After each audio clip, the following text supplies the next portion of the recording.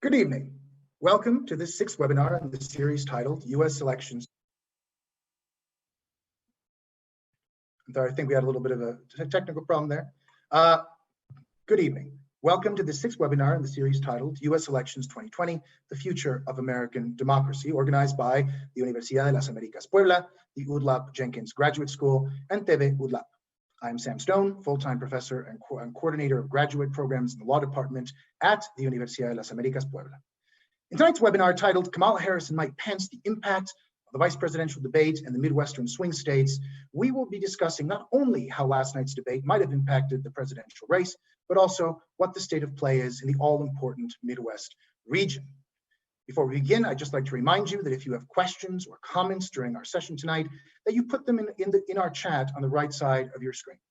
If you're watching on Facebook Live, you can put your questions in the comments. We will be collecting them throughout the evening and we'll endeavor to answer them as time permits.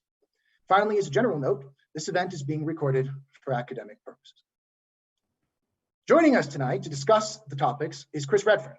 Chris holds a bachelor's degree and a master's degree in state and local government from Bowling Green State University in Ohio. He was a member of the Ohio House of Representatives, that is the lower house of the state legislature, from 1999 to 2008, and again from 2012 to 2013. During his time as a member of the Ohio House, Chris served as minority leader in that chamber, that is the leader of the minority party. He's best known, however, as the former chair of the Ohio Democratic Party, a post he held from 2005 to 2014, becoming during that time the most successful leader of the Ohio Democratic Party in recent memory. During his tenure, the party won the state governorship and a majority of the Ohio House of Representatives, numerous statewide elected offices, and a United States Senate seat that is still held by Democrats today. Most importantly, during his time as state party chair, Chris contributed to the election and re-election of Barack Obama to the presidency in 2008 and 2012 through a successful effort to put Ohio back into the Democratic column. Today, Chris is a political consultant, host of a podcast on politics and wine, and owns a winery in Northeast Ohio. Chris, it's a pleasure to have you here tonight. Thanks for agreeing to come on the webinar. Oh, thank you for the invitation. I'm looking forward to the conversation that you and I are about to have. Excellent. Well, thanks again. Let's get started. I know that a lot of our viewers want to get to what happened in last night's vice presidential debate, and we will get there in a little bit, I promise. But before we do, I wanted to sort of tap into your insight about what's going on in the swing states across the Midwest. As we know, the Midwest has in the 21st century been the singular most important region of the United States in terms of presidential elections. Ohio was crucial to George W. Bush's wins in 2000, 2004, Barack Obama's near sweep of the region in 2008, and to some degree in 2012, ensured his large victories in the Electoral College. And in 2016, it was Donald Trump's surprise wins in Wisconsin, Michigan, and Pennsylvania, states that had not voted for a Republican for president in my lifetime, that ensured Trump's victory. This year, the Midwest is poised to be just as important. Joe Biden can keep the states Hillary won in 2016 and win back Wisconsin, Michigan, and Pennsylvania. He will prevail, even if he loses other swing states like Florida, North Carolina, or Arizona. Likewise, Donald Trump probably cannot replicate his 2016 victory without winning some of those states, perhaps Pennsylvania in particular. Now, looking at the polling averages at 538 in Real Clear Politics, Biden seems to be ahead by 7 or 8 points in Pennsylvania, Wisconsin, Michigan, Minnesota, and tied or slightly ahead in Ohio, perhaps also in Iowa. Based on this, what can we say is the state of play in the region? Is Biden's lead insurmountable at this point? Can Trump make a comeback? What's going on? Well, no lead is insurmountable, as you know, as I know, as anybody remotely interested in politics knows, that leads in polls only reflect a snapshot in time. Today, Joe Biden's ahead in every state that matters electorally in the Electoral College. He's ahead by either 3 or more points. In Ohio, it's just 1 point, but I purposely leave Ohio out because if you look at the Midwest, Michigan, Wisconsin, Pennsylvania, Vice President Biden is ahead by 5 or more points. Now, we're talking about the Midwest tonight, but in future programs, perhaps as you look across the South, Arizona now could take the place of a Wisconsin if, for some reason, Donald Trump were to come back and overtake Joe Biden's lead in the polls in Wisconsin.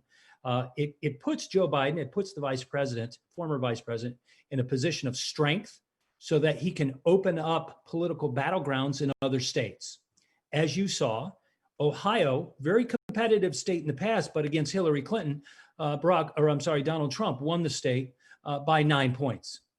So as a conventional campaigner, does Joe Biden look away from Ohio and perhaps focus on Georgia or Arizona, states that Democrats oftentimes think they could win if only we spent some more money? Or does he return to the heartland?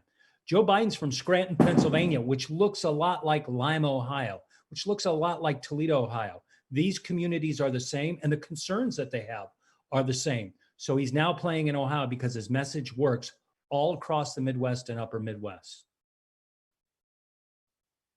And so looking, we'll come back to Ohio, I promise, because, as just for our listeners, maybe interest, I'm also from Ohio. I grew up, wasn't born there, but I grew up there. My dad's from Wisconsin. I was born in Illinois. So I'm a Midwestern guy too. And so just gonna kind of look around the region, sort of state by state a little bit, right? Michigan, Wisconsin, Pennsylvania. These are the three that really shocked us in 2016, right? States that I did not expect would go to Donald Trump, right? We thought that was part of Hillary's sort of blue wall that couldn't be broken down.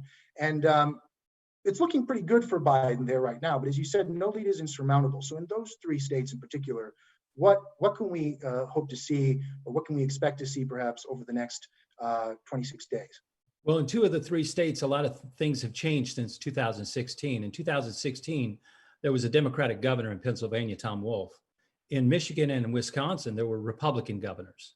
And the importance of a statewide standard bearer for your party being in power can't be overestimated, because he or she can bring 2 or 3 points of additional support on the ground. I'll give you an example. Governor of Michigan, Gretchen Whitmer, she was in the state Senate in the minority in 2016. She was a member of their leadership team, but she was not a statewide name by any stretch. And now 4 years later, she's the governor.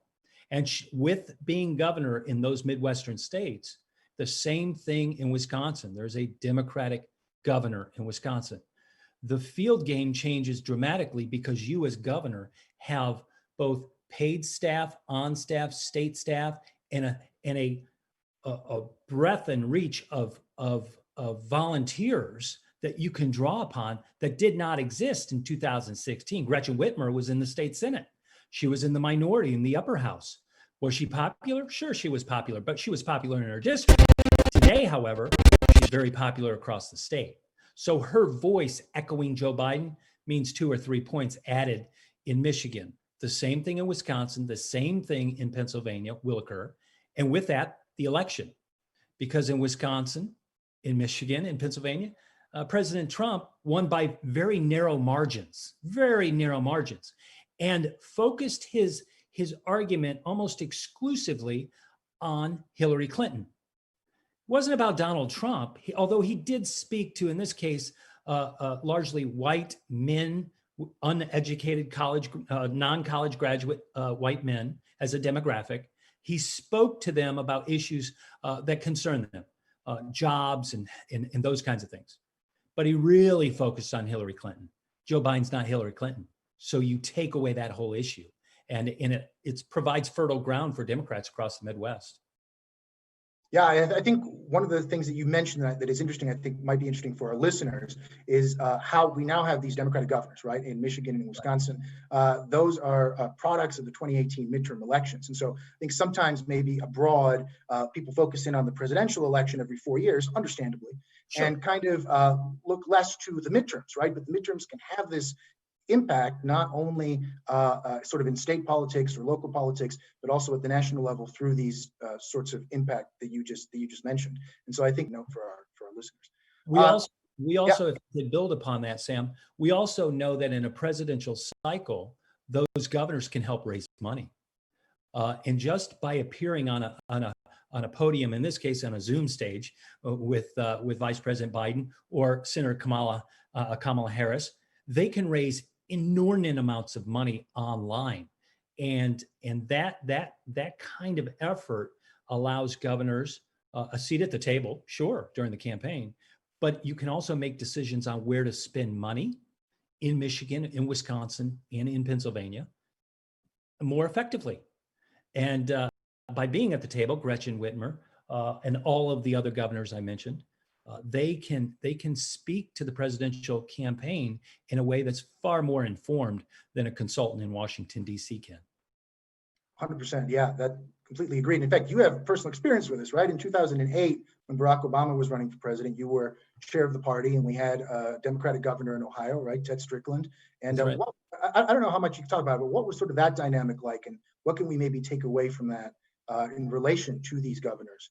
Well, Democratic governors, Michigan, Wisconsin, Pennsylvania. you know, for your students and others joining in this particular program, they may have an idea of what it's like to be part of a presidential campaign here in the United States. In this case, in 2006, the involvement of Governor Strickland was very intimate, was personal.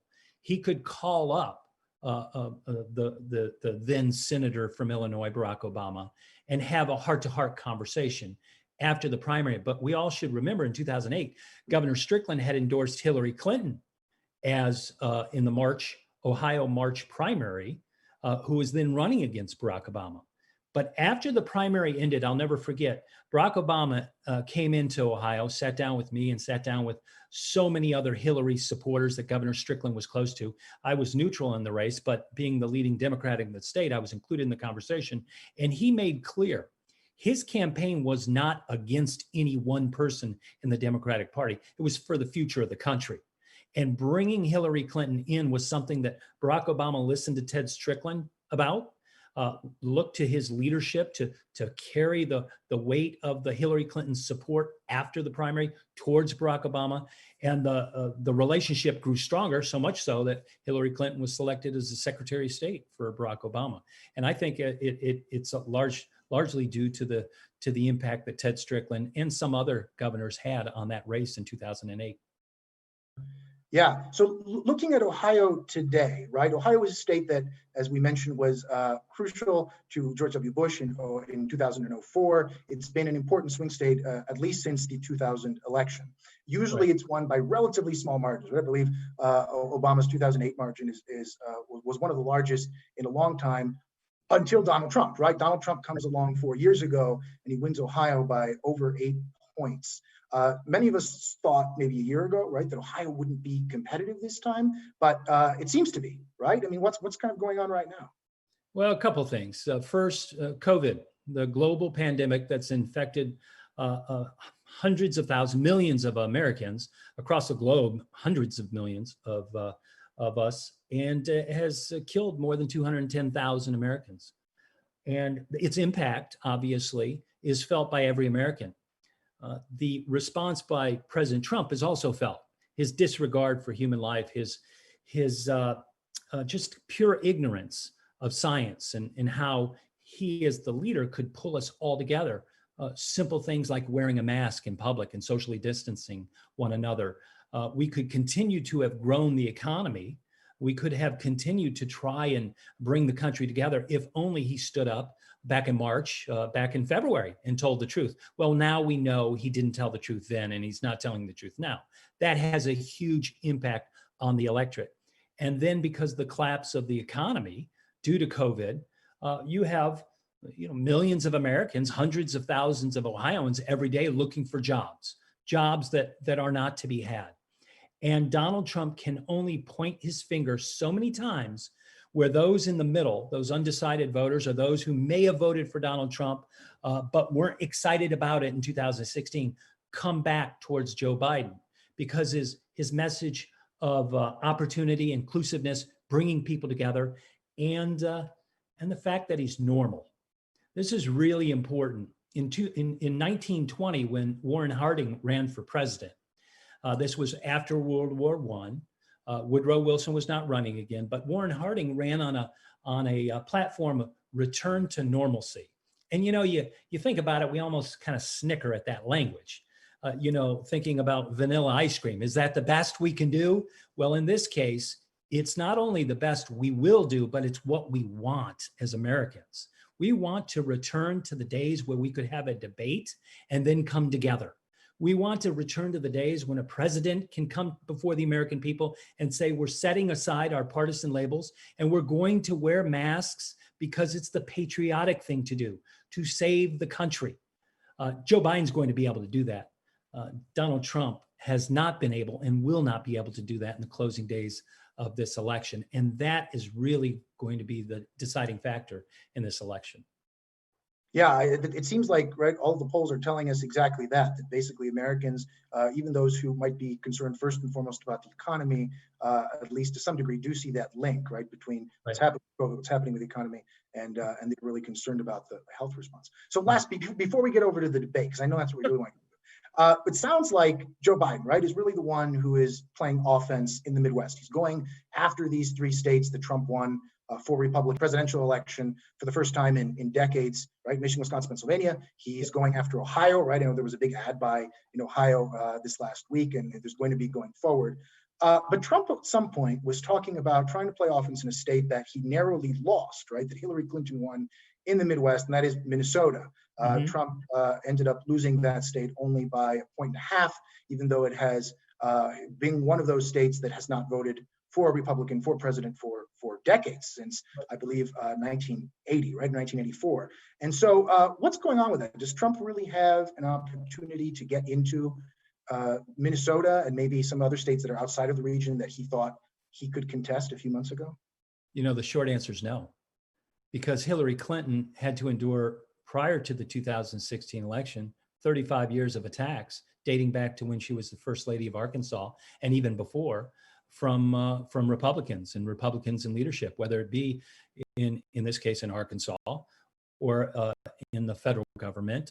Across the spectrum, the Republican leadership had attacked Hillary Clinton on and off for 35 years. So you are coming into the 2016 election, in this case in Minnesota, if you're Hillary Clinton, at a disadvantage. You had to first reintroduce yourself to those voters in Minneapolis and St. Paul, and then convince them that what had been said for the previous 35 years was not true, and remind them of the success that Minnesotans had had for the 8 years that President Clinton was in president. Well, we don't have those kinds of challenges that we did 4 years ago, in this case in Minnesota. We have Joe Biden, who has been in the United States Senate and as vice president, who has a clear record, a progressive record, but also a record of standing up for working income, working families who live in regular towns across the upper Midwest. So his message is going to resonate in Milwaukee and Green Bay. Absolutely. Those are working class, former hard Democrat union towns that have been disaffected and have disagreed at times with some Democrats lately. He's brought them back, according to polling. He's done the same thing in Minnesota. He's doing the same thing in Michigan, doing the same thing in Pennsylvania. And now, as you mentioned, he's doing the same thing in Ohio and in Iowa and in Arizona and in Georgia and in North Carolina. And because the slate of Senate candidates that are also running at this time, there's such enthusiasm that Democrats are going to be on the offense. And Donald Trump has to play defense. Now he has COVID. Now he literally has a contagious disease, and he may want to travel across the country with those terrible racist, misogynistic rallies that he has. But you and I both know that people don't want to be infected by this guy. So his momentum, if you think about momentum at airport rallies, is hampered because his own disregard for safety and for science. He is reaping what he has sown. Yeah, it seems like President Trump's sort of policies, or at least his messaging on COVID, is not one that is even politically convenient, right? I mean, at this point, it seems like he could benefit the most from trying to take a sort of more scientific-based stance on these issues related to COVID, and it's not really, it doesn't really seem to be happening. And I think even some Republicans in Congress and so on are surprised about that. But his excuse, I know we're going to get to some questions as well. I'm looking forward to it, but his excuse making as to literally how he became contagious today has morphed into the politics of blame. Most recently in the United States, if you're a family member of a lost soldier, airman, or Coast Guardsman, or a Marine, you're a member of the Gold Star family. And presidents have receptions for these Gold Star families, and to thank them for giving the the most important measure of service to the country. And he literally blamed these Gold Star families for infecting him. That does not play well. That does not bode well either for President Trump going forward. Yeah, and I know we all have our own partisan hats, right? We know where you're coming from. But I think this is just objectively true, right? That most people don't want to see a president who is blaming the families of some of sort of the country's greatest heroes, right? Yeah, the for heroes. Getting infected with COVID. It makes no sense. And if you're running for United States Senate and you're a normal Republican in a normal state running in for election, you're thinking, my God, what is this guy doing to my chances? Because if you're a voter in Ohio, for instance, a voter in North Carolina, a voter in Florida, and you start voting for the Democrat at president, it's very difficult to switch back and forth. You tend to vote the same party all the way down the ticket. At least the science of politics has shown us that in the past. Yeah, for sure. So I think we'll come back. We'll see if we can come back to the Senate races in a minute, because we haven't discussed them too much. But let's move on to last night's debate, right? I think we can safely say that it seemed a lot more civil, at least on the surface, and a lot more substantive than last week's presidential debate, right? Between President Trump and Vice President Biden. The candidates conducted themselves sort of more like what we would expect, right? From a sort of traditional American presidential, vice presidential debate. But despite all of that, and I think this is maybe what many folks are more interested in, at least, as a starting point, did this really shift anybody's view on the election? I mean, are we going to see movement in the polls one way or the other after last night? No. If there is, I shouldn't be so quick. If there is movement, it's towards Joe Biden, and because Mike Pence was carrying political water for President Trump. But this was really about Mike Pence versus Kamala Harris in 2024 running for president.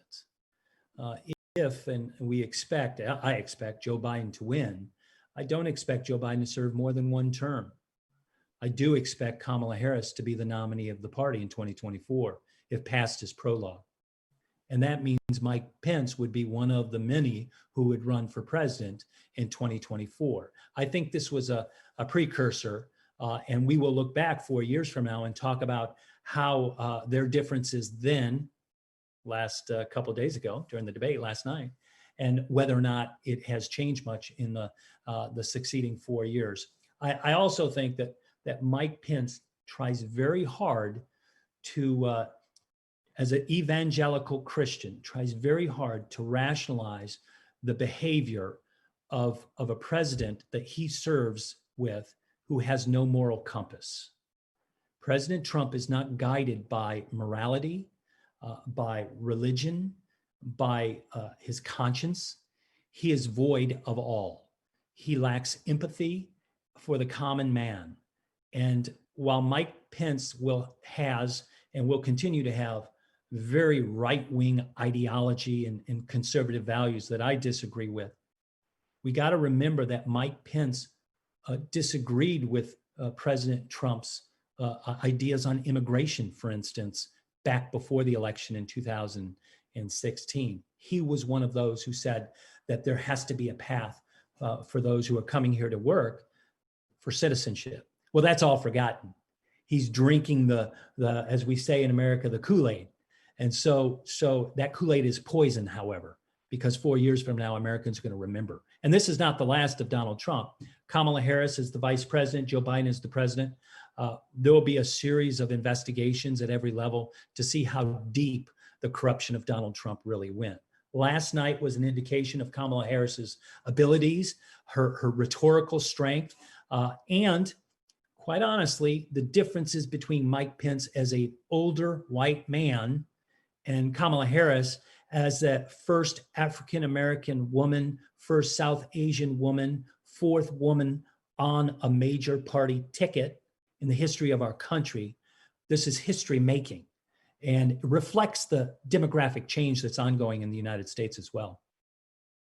100%. We actually produced a graph, one of many here at the university, sort of talking a little bit about the three women who have been on major party tickets before Kamala Harris. So I don't know if we might have that, if we could put it up. If not, that's all right. But actually, this segues well into a question that we just got in from Facebook, I believe, from Alberto Moreno, and it's saying, do you believe that the health crisis can bring the American people together or increase the political polarization of the country? And I think the question points to already one sort of fact, right? Which is that the country is very polarized, not just around Donald Trump and his language and his on the issues themselves. And so what do you think? Do you think that the COVID crisis might be able to pull us back together at least a little bit, or is it just going to keep getting worse? I think it depends. As a great politician would not answer the question directly. I think it depends. I think it actually depends on whether or not Joe Biden does in fact win, because if he wins, the answer is going to be yes. He's going to bring the country back together, because on election night, when he's claiming victory, he'll be wearing a mask. At his inaugural, he'll be wearing a mask. He will allow science to guide policy, and every step of the way, he will be speaking to Americans, not as Democrats or Republicans, but as Americans, on how we can take on what is one of the top struggles we have faced as a country. World War I, World War II, the abolition of slavery, this global pandemic. We have faced tremendous challenges as a country. We have always done the right thing. We've always been guided by that Northern Star. We've been distracted for 4 years because of the bizarre behavior of this president. But as soon as Joe Biden is elected, he will speak to what brings us together. And to the question with my answer, yes, there will be a return, as I mentioned, to normalcy. There'll be a return to civility. There'll be always polarization. There's always polarization in politics, whether you're in the United States or Canada or Mexico or Honduras. It does not matter. People have differences of opinion. It's how you express those differences that really matter. Yeah, I was actually very surprised early this year, right, and especially by March or April, that President Trump did not take the chance to try to bring the country together, right? Politically, American presidents tend to benefit when there's a crisis if they handle that crisis in a way that seems to unify, right? We saw that with George W. Bush after the after the September 11, 2001 attacks, where his popularity, his favorability ratings went up into the 80s, right? So over 4/5 of the country thought that George Bush was a good job. And that was because he sort of had this unifying message for the country in the face of those attacks. And why do you think Trump didn't do that this time? I mean, he had a chance, I think, not just to bring the country together for the good of the country, but also for his own political benefit. Yeah. I think that George Bush, in this case, John McCain, Mitt Romney, Barack Obama, Bill Clinton, they're guided by a conscience. Now, sometimes they can make misguided decisions that we disagree with, but at the end of the day, they had empathy, and that is reflected in their decision making.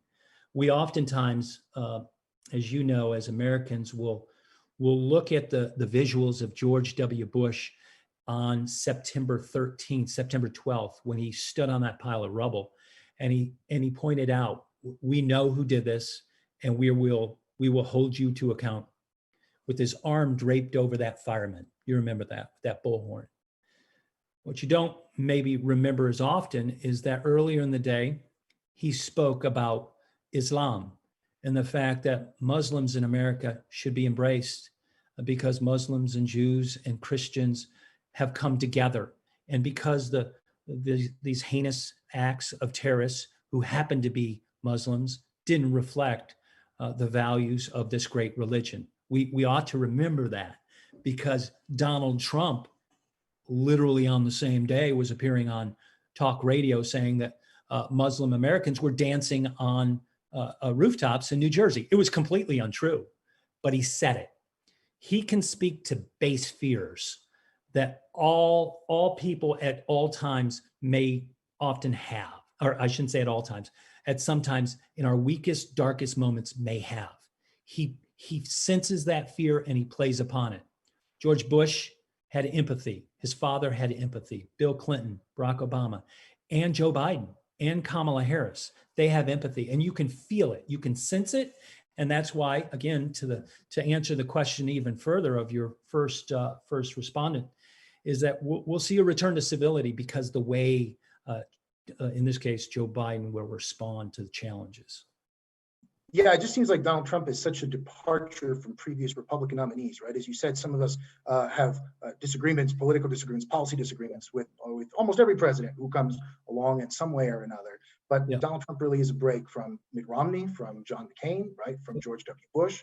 The last three nominees of the Republican Party were that's just sort right. of cut from a different cloth. But each one of those nominees, each one of those leaders, continued to lead or have led after they lost their races or won. Mitt Romney in the Senate, John McCain served in the Senate until he passed away, and they still spoke out in the same manners, each guided by their own morality. Donald Trump surrounds himself with those who are not politically or intellectually sophisticated or curious. If your greatest political message in 2016 is lock her up and build a wall, I mean, for monosyllabic Americans, that may sound like a good thing. But if you just peel back the layer just a little tiny bit, you come to the conclusion that this guy's not very bright. And he surrounded himself with people who are not very bright. And that's where we are.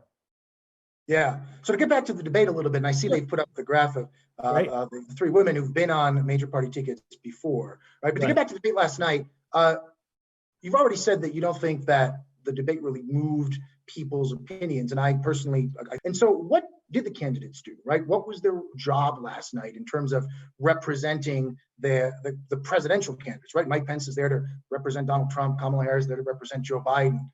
So did they do what they needed to do for their respective sides? What's sort of your take on that? Were they able to maybe not move the needle, but at least sort of do their jobs as seconds? First, do no harm. Sarah Palin, and we see her, she was the governor of Alaska, a small state, large geographically, but a small state in population, and had not come under a national spotlight. So the pressure on her was to not embarrass herself or the United States Senator at the time, John McCain, against somebody, in this case, Joe Biden, who was well-informed, had been chairman of the Judiciary International Affairs Committee, had traveled across the globe numerous times, knew every single person, every single leader across the globe. First job for Sarah Palin was to do no harm. For Geraldine Ferraro, it's much different time, 1984, much different time for the United States, and how women leaders had emerged with Shirley Chisholm in the 1970s and then with Geraldine Ferraro. But in her own regards, she was an able member of Congress, with well-respected, representing her New York district for many years. And she wanted to echo the sentiment that a Midwesterner, Walter Mondale, had, and she wanted to speak to other states that were out of reach for Democrats at the time across the East Coast that are now great states for us. And in this case, Hillary Clinton, who we see there, was arguably the most qualified person to ever run for president in the United States in the first term. She had to push back on the notion when she was running that all the things they were saying about her were not true. Now, you had two vice presidential candidates and obviously a presidential candidate running in these debates. For Kamala Harris, it was first, do no harm, echo Joe Biden's opinions, embrace those opinions, humanize Joe Biden, speak empathetically, and dismiss Mike Pence as quickly as possible. Mike Pence had a much more difficult task because somebody who continues to see women as almost not as equal partners, whether at home or in politics, he had to resist the temptation to be dismissive, to be arrogant, to be condescending.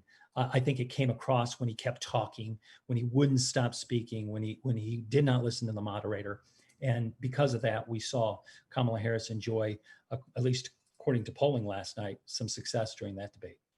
Yeah, so Senator Harris, as you said, right, this motto of do no harm, just for our viewers who might not be so familiar with it, right, is this notion that vice presidents, that's sort of their main role, right? Your role, right, as presidential candidates, to sort of stand behind the presidential candidate, support them, and then make sure that you are seen as somebody who can step into the presidency if needed, and then basically do no harm, right? Not hurt anybody. And I think that both of them seem to, at least to some degree, have done that, right? But as you said, Senator Harris's position was a lot easier because Joe Biden's already ahead, right? So if you do no harm, you kind of keep the status quo, that's not necessarily going to be bad. But in Vice President Pence's case, Trump needs to do something here to move the numbers, right? As we said at the very beginning, he's behind by about 9 points in the polling averages nationally. He's behind in almost all of the key swing states. So did Mike Pence manage to do anything that would actually change the course of this election? No, because Donald Trump is Donald Trump. Donald Trump is not surrounded by smart people who will say, listen, you have to temper your language. You have to speak to the middle. You cannot alienate whole segments of the population, whether they be Latino, whether they be Puerto Rican, whether they be African-American, whether they be women. He has a tendency, he being Donald Trump, of alienating huge demographics across the country. Mike Pence can't put that thing together in 90 minutes. You know, the guy's a lot of things from the right, but he's not a miracle worker. And so in this case, Donald Trump and his support is baked in. So there's nothing Mike Pence can do to energize any of Donald Trump's base supporters, because they already are. There's also nothing he can do to grab independents or those who are not paying attention till the final weeks, because they have been paying attention, because Donald Trump is a bizarre, outspoken, racist, theatrical reality star, wholly uneducated in the ways of the world, lacking empathy and religion and a moral compass, anything in the way of faith, has no familial understanding of relationships. He's void. And so Michael Pence, you know, what can the guy do? He can survive for 90 minutes and then wait 4 years and run again.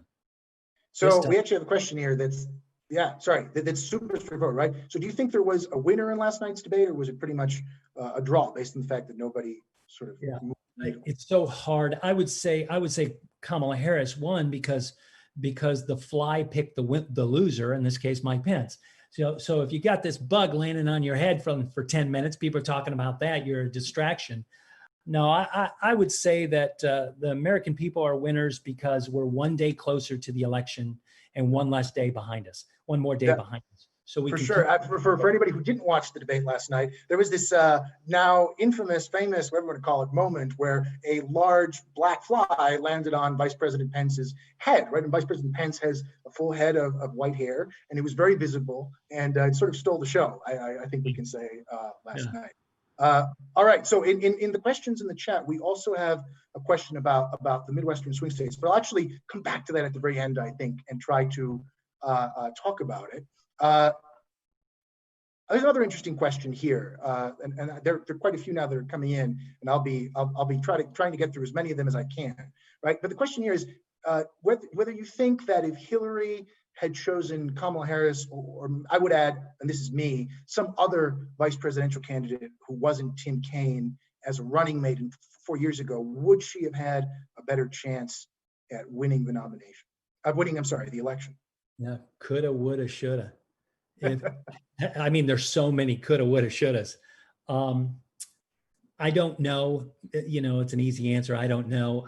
Would she have been more successful with a former governor of Michigan, who is a woman, or Ted Strickland, the governor of Ohio, or someone from the Midwest versus Virginia? It's really tough because Tim Kaine helped in Virginia and helped secure those electoral votes. We are a generation, less than a generation, thank goodness, away from having two women lead the ticket for the Democrats. It won't happen for the Republicans, but it will most certainly happen for the Democrats. And I would think 2024 would be one of those moments where you and I can look back and say, we talked about that 4 years ago. What would have happened if Hillary had selected a woman? I think that had Hillary selected an African-American man, it could have been a game changer as well, but we'll never know.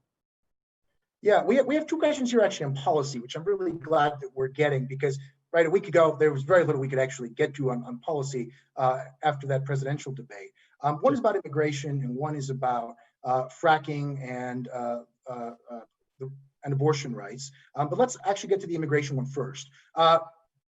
Basically, the question is, why hasn't immigration been a bigger topic in the debates and even more generally in the candidates' discourse this year, right? 4 years ago, Trump turned this into a huge issue, right? The build a wall, as you mentioned, coming out at the beginning of his presidential campaign, literally the first day, right? And saying that Mexicans were rapists and murderers and so on. And this year, it seems not to have taken center stage. This is probably partially because of COVID, but why else might this not be a topic that the candidates are really trying to focus on? Yeah, I do think it's almost entirely because of COVID. And I think because you have to marry the fact that the economy collapsed over the last 8 months because of COVID. And, pocketbook issues, lunch pail issues always drive American voters, especially in the Midwest, because you're always thinking about your next rent check, your next mortgage check, how you're going to help with kids in college or healthcare. And all of those things are driven by employment. And in this case, COVID affected all of them. So it's kind of sucked the air out of the room on all of the other issues. We don't talk about global affairs near enough. We don't talk about Iran. We don't talk about what's challenging us and who in China, for instance. And quite honestly, we haven't talked enough about the Russian tampering in the United States elections, which is happening every day.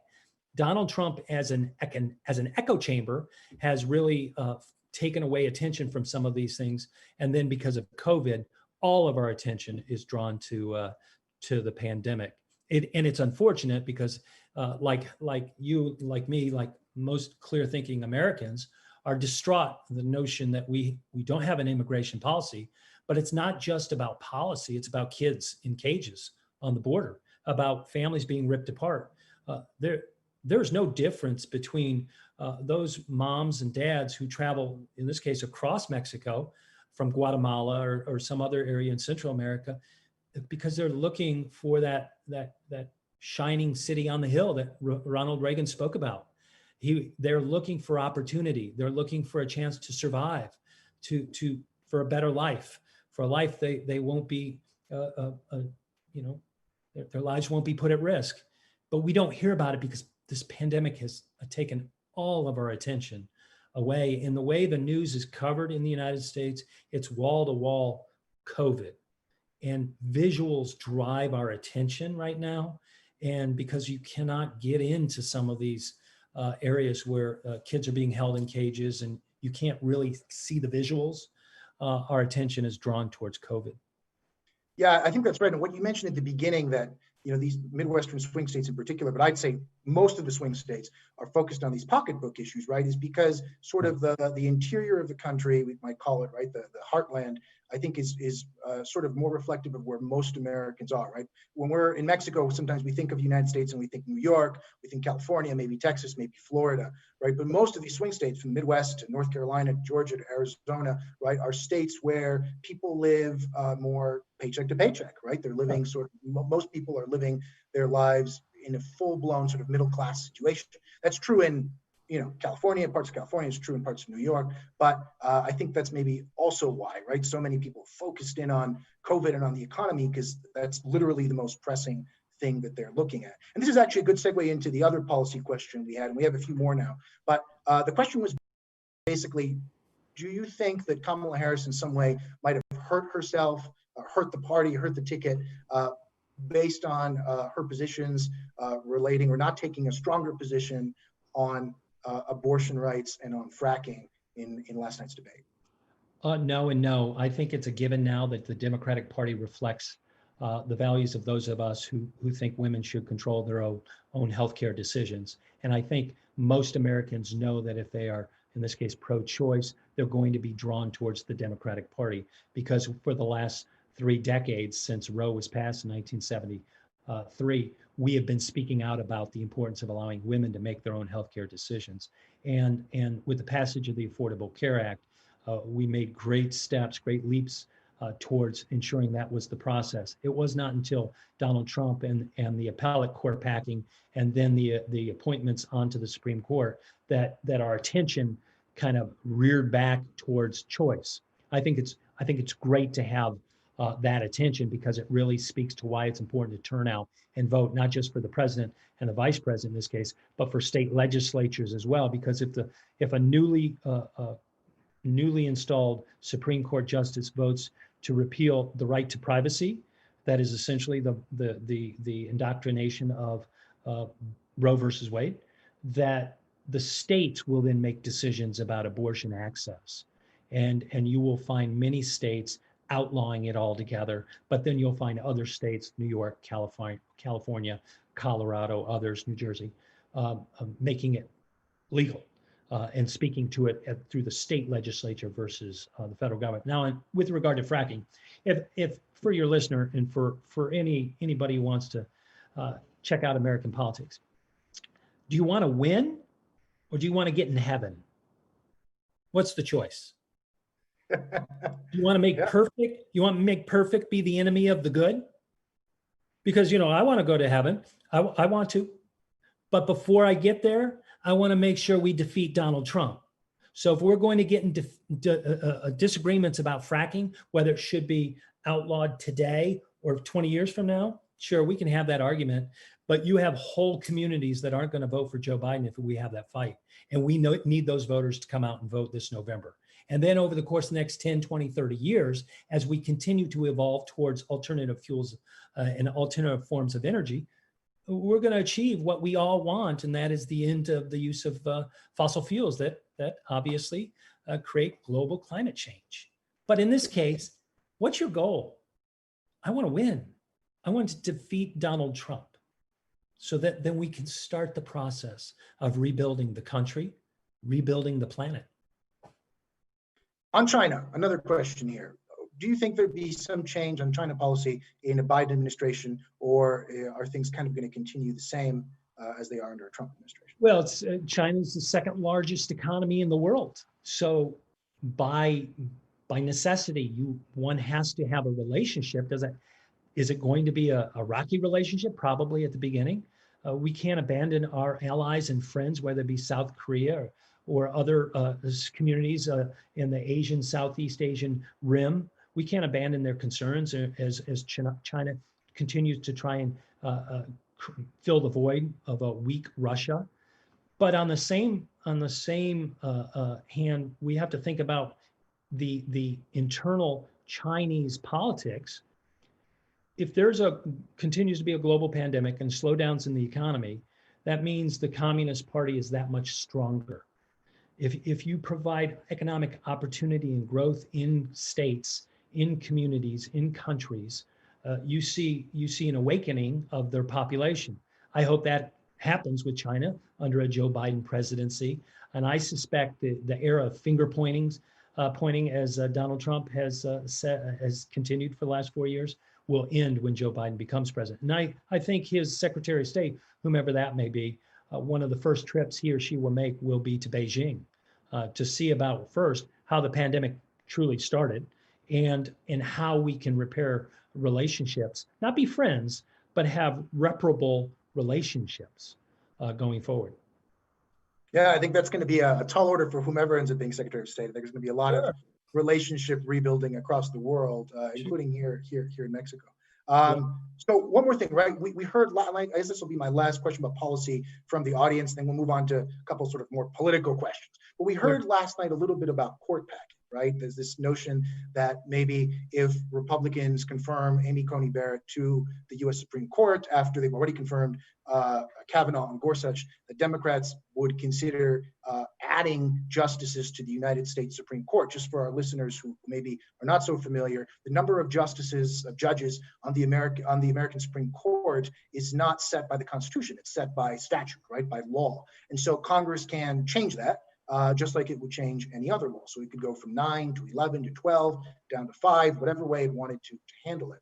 And so based on last night's debate, we saw Senator Harris not take a position on that. But what do you think? Is that something Democrats should consider in the Biden administration if Judge Barrett is confirmed to the Supreme Court? And that increasing the size has happened 145 years ago. It happened. Yeah. The size of the Supreme Court can be increased by a simple majority too, of the House and the Senate, and just a signature from the president in this case.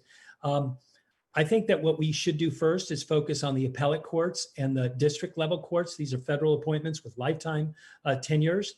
And every few years, Congress expands the federal judiciary. That's quite common.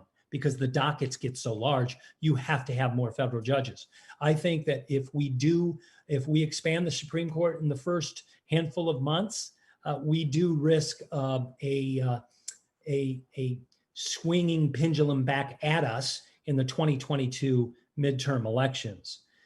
I think, however, if the new Supreme Court justice votes in the majority to strip away Roe, then I don't know that we're going to have any other choice, because when 51% of the American population, women, march together in unison, those voices will be heard, and the Congress will react by putting additional seats on the Supreme Court to provide that balance. Will it happen soon, quickly in the first term? I don't think so, but I do see an expansion of the judiciary at the appellate level and the district court level. Yeah, and for maybe some of our listeners too, right? The sort of battle over the Supreme Court has kind of become a proxy battle over some of the social issues, in particular the right to have access to an abortion and the right to and basically LGBTQ rights, right? And so, as you're saying, if a conservative majority led by Kavanaugh and Gorsuch and Barrett ends up striking down some of these decisions, especially Roe, right? As you mentioned, the decision that made access to an abortion a constitutional right in the United States, that's been around for almost 50 years now. So if you suddenly strike those down, that's going to be a big shift. And most Americans, about 2/3 of Americans, support there being some access to abortion in the United States. And so right? Yeah, it's about the right to privacy. And so when the Supreme Court ruled on Roe in the majority, they really spoke to the private actions that you can take as in this case, as a woman, and whether or not the state has an obligatory right to step in on those actions. You also have marriage equality that you spoke of. You also have pre-existing conditions and the Affordable Care Act. So there is so much on the ballot. And unfortunately, with the decision Mitch McConnell made to hold up the Merrick Garland appointment 4 years ago, we knew he wasn't going to keep doing the same if they were in power. And we're seeing that right now with this new Supreme Court justice. I'm hoping, it's probably a shallow hope, that John Roberts, the Supreme Court Chief Justice, will lead and bring a Gorsuch towards him on privacy issues. But I'm doubtful. I think it will revert back to the states. And I think you will see more attention placed on state legislatures than ever before. In 2022 will be the time when you and I join together and we talk about whether or not we'll win the legislature, the majority in the legislature in Iowa or Michigan or in Ohio, because that's where the next battle will occur. Yeah, I think we could spend hours just on this issue of how the Supreme Court might affect, right? How the judiciary might affect our politics going forward. So I think there's going to be a shift there. But we've got a few more minutes, and we've got a few more questions in here that sort of trend more political. One question is, basically, many Americans, right, many Democrats wanted Bernie Sanders to be the party's nominee instead of Joe Biden. Do you think that Biden, at the end of the day, was a better choice for the party? Would it have mattered in today's context? It seems to be pretty favorable for Democrats. What do you think? I don't know that many Americans wanted nominee. I don't know that many Democrats wanted Bernie Sanders to be the nominee, because if they did, he would have won the nomination. You saw in the early part of the nomination process, Joe Biden was trailing in all of the early states until South Carolina, was not doing very well at all, had money problems, and Bernie Sanders was enjoying some success, but so was Pete Buttigieg and others. But as Democrats in the primary process continued to pay attention and then got involved, they came towards the person they thought who was best able to defeat Donald Trump. Now, if this was a race against John McCain or George Bush or Mitt Romney, who knows? Bernie Sanders could have been the nominee. Hell, Pete Buttigieg could have been the nominee. Isn't it ironic? Pete Buttigieg and the Supreme Court nominee are from the same hometown, South Bend, Indiana, where I was born. And Bernie Sanders could have been the nominee against one of those other potential candidates. But Donald Trump is not the kind of person we can run against with a candidate that can't speak to other communities outside of the Democratic Party. That's why my response about fracking was so direct. Do you want to win? I don't know. I want to win. I think it's repulsive what Donald Trump has done on immigration. I think it's embarrassing. I think it harkens back to the darkest days of Europe, darkest days of the United States, when we see the kinds of policies that Donald Trump puts forward. Who can beat him? Joe Biden. Who could have beat him? Bernie Sanders, maybe, but who will beat him? Joe Biden. Fair enough. Karen Pence yesterday was not wearing a mask at the end of the debate, right? She went up on stage with the vice president and wasn't wearing a mask. Does that seem to reflect? Do you think that was an intentional message, or was it just sort of an accident, or basically just not wanting to look bad or look, not aesthetic with a mask? I don't want to be overly negative, just negative towards Republicans. So I resist the temptation and say to suggest that she was sending a message to her base. I think maybe she just wanted to hug her husband and wish him well after the debate. But it does show an incredible disregard. Now, you've been out to restaurants and you've been around public areas where you'll have a mask. You'll walk into a little place, have a little bite to eat, you'll take your mask off, and then you'll have to get up maybe to wash your hands, and you forget, oh, I forgot my mask, and you run back and get it. You're almost embarrassed now not to have a mask. I think that's where what she lacks. She lacks the understanding that we have to be incredibly sensitive, not just for ourselves, but for others. And wearing a mask protects me, sure, but what it does do is protect you. And Donald Trump's proven that to be the case. He created a super spreader event of this contagious disease at a White House ceremony because he showed utter disregard for the safety of others.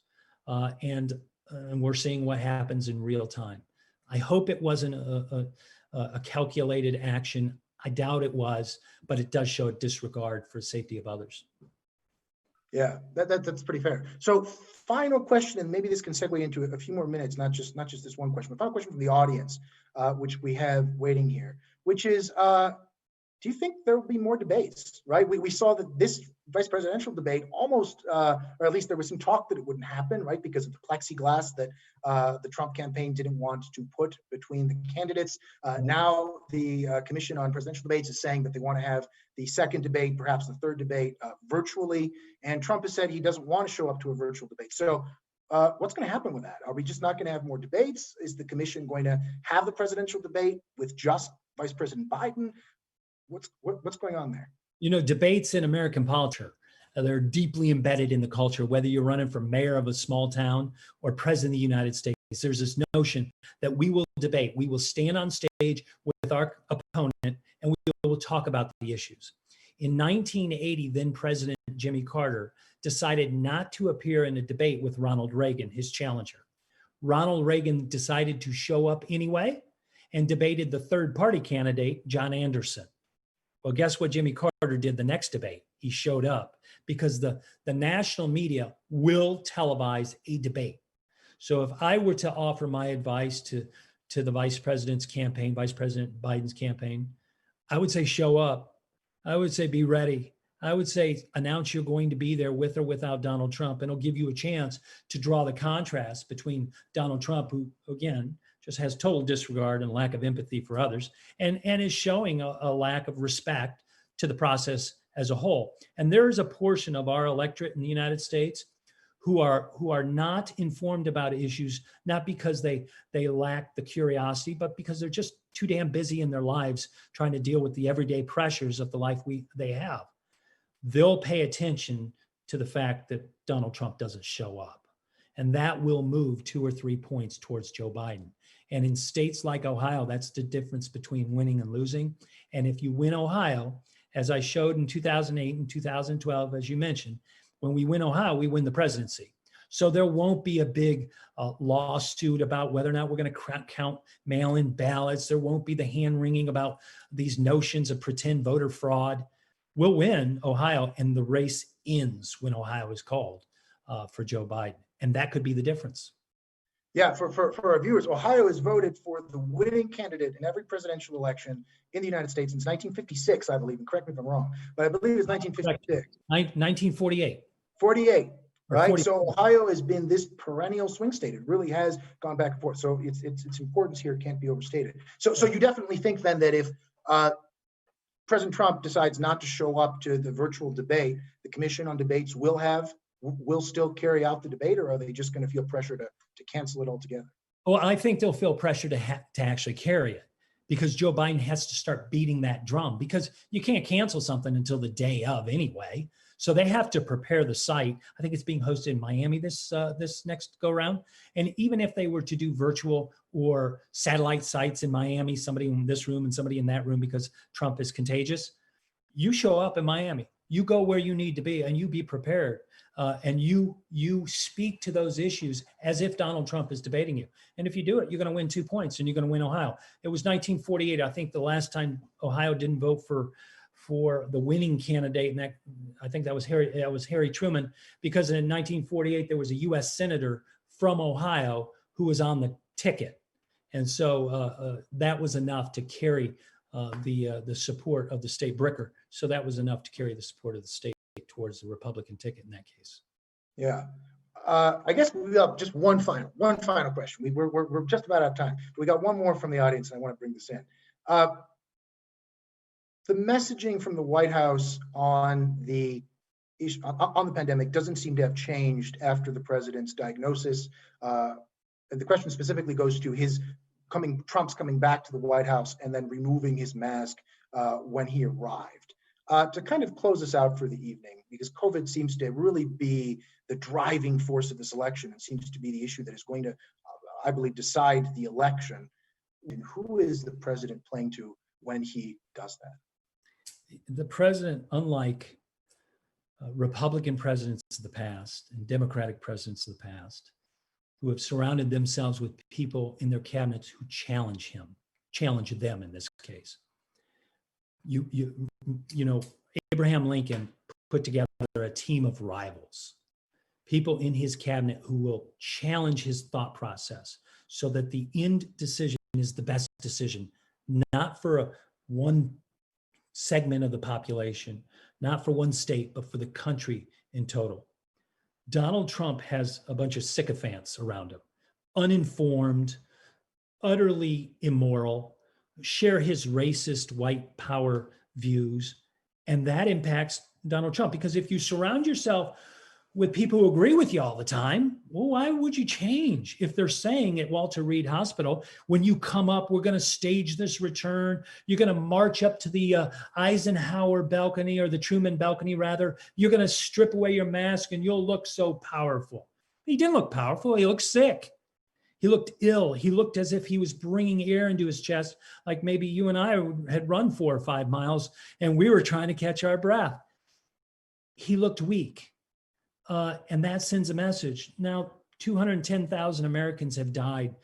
Hundreds of thousands, millions are infected across the country. It has gotten to the point where we know someone, all of us know someone who's been infected. It's not something, this pandemic is not something that you can just disregard with theatrics.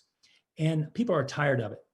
And Joe Biden, once he's elected, when he puts his mask on during his acceptance speech on election night and during the inaugural, he'll bring the process of comedy and civility together, bringing people together in the common good. That's what is lacking now, clearly, and that's what's about to come. We finished this discussion with the first question. There will be a coming together of this country. There will be the end of the rhetoric and the divisiveness that we've seen for the last 4 years, a return to normalcy. Chris, thank you. Thank you so much for your time tonight. And with that, well, we're going to conclude this fascinating analysis of the 2020 vice presidential debate, of the state of play in the swing states, of what's going on with all the craziness surrounding the U.S. presidential election. Really, we thank you so much for your time and insight into this situation in the United States. And also, thanks to all of you who joined us here tonight, the public. Your questions, your comments are an integral, important part of these events for us at Américas Puebla. We invite you to follow us as the Universidad de las Américas Puebla on social media, including on Facebook, Twitter, LinkedIn, and Instagram, where we publicize future events, including other webinars in this series. We have at least another half dozen of these coming up for you. So with that, I'll just say thanks again.